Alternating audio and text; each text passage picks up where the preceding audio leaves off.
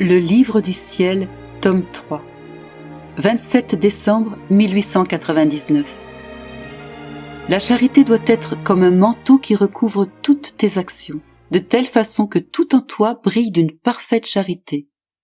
N'aie pas peur. Je suis le bouclier des combattants et des affligés.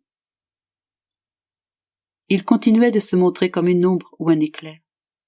Ainsi je me retrouvais dans une mer d'amertume. Dans un court instant, il m'apparut en me disant « La charité doit être comme un manteau qui recouvre toutes tes actions, de telle façon que tout en toi brille d'une parfaite charité. » Que signifie ce déplaisir que tu ressens quand tu ne souffres pas? Il signifie que ta charité n'est pas parfaite. Car souffrir par amour pour moi ou ne pas souffrir par amour pour moi, sans que ta volonté n'intervienne, c'est la même chose. Puis il disparut, me laissant plus amer qu'auparavant. C'est un sujet pour moi trop délicat pour que j'en parle ici.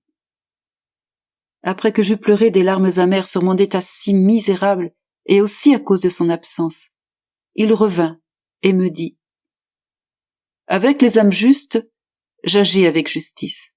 Beaucoup plus. Je les récompense doublement pour leur justice en les favorisant des plus grandes grâces et en leur donnant des grâces de justice et de sainteté. » Je me trouvais si confuse et mauvaise que je n'ai pas osé dire un seul mot. Plutôt, j'ai continué à pleurer sur ma misère.